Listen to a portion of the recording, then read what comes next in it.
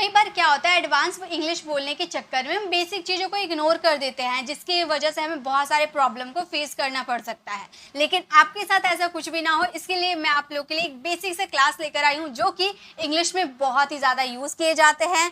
Most of the, none of the, both of the, some of the, one of the, any of the, nobody, no one, something, anything, nothing, everything, few, several, fever, others, ये सारे जो होते हैं ये बहुत ही basic होते हैं, बहुत ही बेसिक। लेकिन अक्सर स्टूडेंट इसे नहीं सीखते हैं, क्योंकि उन्हें लगता है ये तो बहुत ही आसान कॉन्सेप्ट है, हम तो सीख लेंगे, लेकिन वो नहीं सीख पाते, जिसे इंग्लिश बोलने में बहुत ही प्रॉब्लम होता है।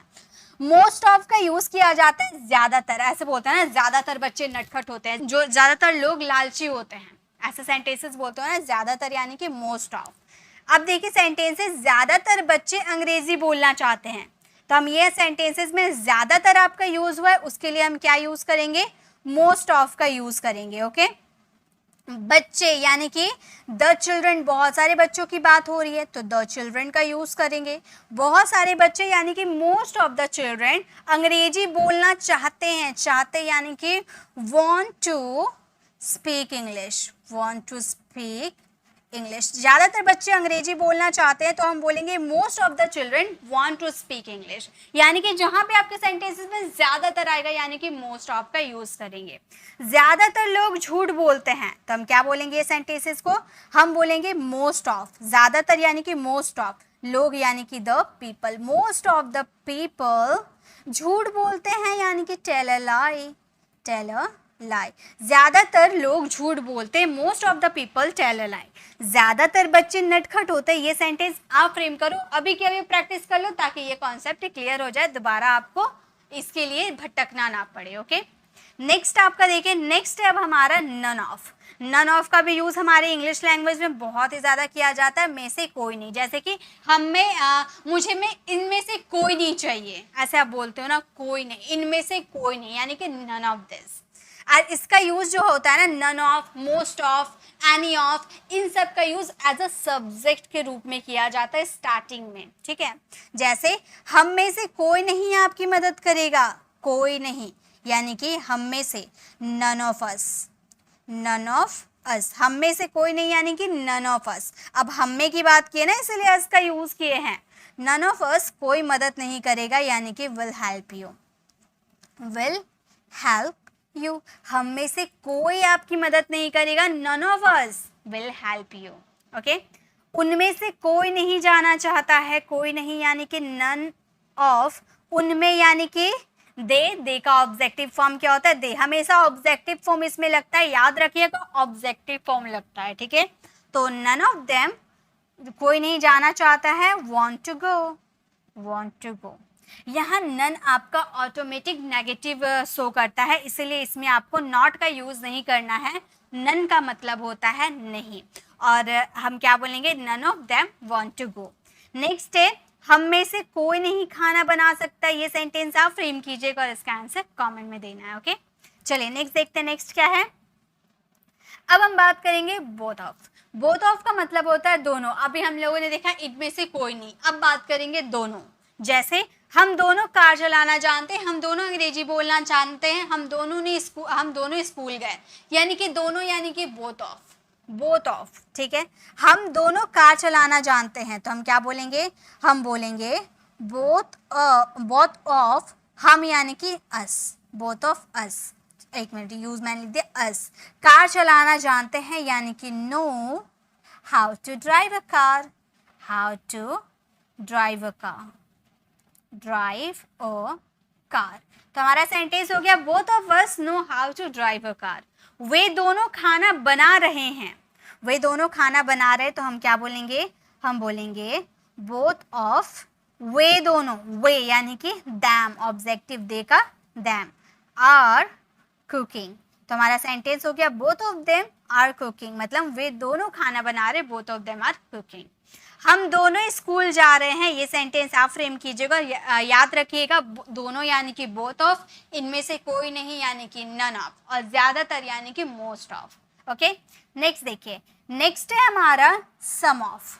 सम ऑफ का मतलब होता है में से कुछ, यानी कि इनमें से कुछ, इनमें से कुछ किताबें मेरी हैं, ऐसे आप बोलते हो ना, तो इनमें से कुछ यानी कि सम ऑफ, ठीक है। जैसे उनमें से कुछ मेरे दोस्त हैं, मतलब वहां पर बहुत सारे ग्रुप में बहुत सारे बच्चे हैं, आप बोल रहे हो उनमें से कुछ मेरे दोस्त हैं। ओके, तो आप क्या बोलोगे, आप बोलोगे सम ऑफ, उनमें यानी कि बहुत सारे पीपल है ना, तो दे का ऑब्जेक्टिव क्या हो जाएगा, them. Some of them are my friends, some of them are my friends, यानी कि उनमें से कुछ मेरा दोस्त है, some of them are my friends. इसमें से कुछ किताबें फटी है, यानी कि बहुत सारी किताबें हैं, आप बोल रहे इनमें से कुछ किताबें फटी है, तो आप क्या बोलोगे, आप बोलना सम ऑफ दीज बुक्स, इनमें से यानी कि दीज बुक्स, कुछ किताबें, दीज बुक्स। ओके, तो some of these books are torn, और इनमें से कुछ किताबें फटी है, तो आप बोलोगे some of these books are torn. इनमें से कुछ लोग बेईमान हैं, यानी कि बहुत सारे लोग हैं, उनमें से आप किसी एक पर कुछ लोगों को बोल रहे हैं, तो आप बोलोगे some of these people, some of these people, some of these people are dishonest, एक मिनट, डिसऑनेस्ट, मतलब इनमें से कुछ लोग बेईमान हैं, तो आप बोलोगे some of this people are dishonest. Okay, next देखिए, नेक्स्ट अब हम बात करेंगे वन ऑफ। वन ऑफ का मतलब होता है में से एक, में से एक की बात कर रहे हो, ठीक है। यहाँ पर आप बात कर रहे हो सिंगुलर की, ठीक है, यहाँ पर आप बात करो सिंगुलर की। अभी सम ऑफ देखे आपने, मोस्ट ऑफ देखा, वो प्लूरल की बात कर रहे थे, लेकिन वन ऑफ का मतलब हो गया सिंगुलर, नन ऑफ का मतलब हो गया सिंगुलर। ओके, जैसे उसमें से एक किताब मेरा है, ठीक है, उसमें से एक किताब मेरा है, तो आप बोलोगे नन वन ऑफ, उनमें से यानी कि थोड़े दूर में रखे हुए हैं, तो आप दोज का यूज करोगे, those books is mine, is mine. आप बोलोगे मैम बुक्स तो प्लूरल है, बुक्स तो प्लूरल है, तो आपने आर का यूज क्यों नहीं किया। तो गाइज बुक तो प्लूरल है, लेकिन यहाँ पर वन का बात किया गया। यहाँ पर इसका मतलब हुआ कि उनमें से एक किताब मेरा है, यानी कि बहुत सारे किताब तो हैं, लेकिन एक किताब मेरा है। आप खुद के लिए बात करो कि एक किताब मेरा है, यानी कि सिंगल है, सिंगुलर है, इसलिए हमने इज का यूज किया। One of those books is mine. Okay, हम में से एक वहां जाएगा, हम में से एक वहां जाएगा, तो हम बोलेंगे one of us will go there, will go there. हम में से एक वहां जाएगा, none of us will go there. उनमें से एक मेरा दोस्त है, यहाँ पर हम बोलेंगे none of them, none of them is my friend, is my friend. क्यों, क्योंकि यहाँ पर एक फ्रेंड की बात करें, हम क्या बोल रहे हैं, उनमें से एक दोस्त मेरा, यानी कि वहां पर जितने लोग हैं उनमें से एक मेरा दोस्त है, एक लड़का, सिंगल व्यक्ति, सिंगुलर पर्सन। ओके, इसलिए इज का यूज किए। तो वन ऑफ हमेशा याद रखिएगा सिंगुलर के लिए यूज होता है। नेक्स्ट देखिए, नेक्स्ट अब हम बात करेंगे एनी ऑफ। एनी ऑफ का मतलब होता है में से कोई।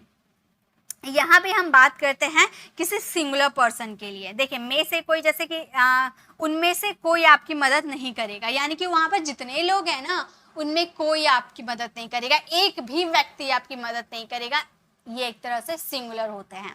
एनी ऑफ, कोई भी नहीं, एक भी नहीं। ओके, तो हम ये सेंटेंस बोलेंगे, उनमें से कोई आपकी मदद नहीं करेगा, any of them, any of them will help you, will help you। उनमें से कोई आपकी मदद नहीं करेगा, any of them will help you।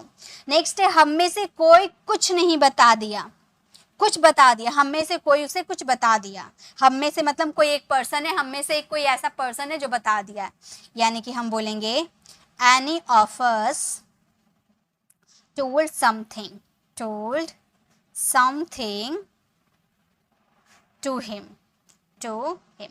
हम में से कोई एक उसे बता दिया, कुछ बता दिया। Any of us told something to him। आप में से कोई चोर है, मतलब कोई एक पर्सन है जो चोर है। ये सेंटेंस आप फ्रेम करना और इसका आंसर कमेंट में देना। तो गाइस ये थी हमारी क्लास। अब आप बोलो मैम आपने स्टार्टिंग में दिखाया इतनी सारी चीज़ें और आपने करवाया बस इतना ही। तो गाइस अब देखिए मैंने मोस्ट ऑफ करवाया, नन ऑफ करवाया, बोथ ऑफ करवाया, सम ऑफ करवाया, वन ऑफ करवाया एनी ऑफ करवाया। बाकी nobody, no one, something, anything, nothing, everything, few, several, fever, others, ये मैंने ऑलरेडी करवा दिया है। अगर आप डे 5 में जाओगे ना, डे 5 या डे 3 ऐसे में, डे 5 में अगर आप जाओगे तो आपको ये कॉन्सेप्ट मिल जाएंगे। आप 60 ग्रामर रूल्स पॉडकास्ट में जाना, 60 ग्रामर रूल्स का जो आपका मिल जाएगा कोर्स, उस पर आप क्लिक करोगे तो डे 5 में आपको मिल जाएगा प्रोनाउन का क्लास। ये एक तरह से प्रोनाउन है, तो प्रोनाउन को आपका क्लास मिल जाएगा जहाँ पर ये सभी आपको वहाँ पर रूल बाय क्लियर करवाया गया है, तो वहाँ पे आप इसे सीख सकते हो।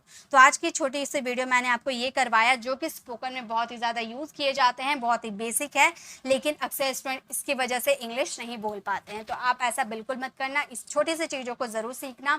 अगर आपको ये वीडियो अच्छी लगी, लाइक कीजिएगा, अपने फ्रेंड फैमिली को ज़रूर शेयर कीजिएगा, और अगर आप हमारे चैनल पर नए हो और मेरे पढ़ाने का तरीका आपको पसंद आए तो सब्सक्राइब कर आने वाले बेल आइकन को ज़रूर प्रेस कीजिएगा, ताकि रोज़ आने वाली वीडियोज़ की नोटिफिकेशन आपको समय पर मिल जाएगी। I will see you in the next video. Till then bye bye, take care.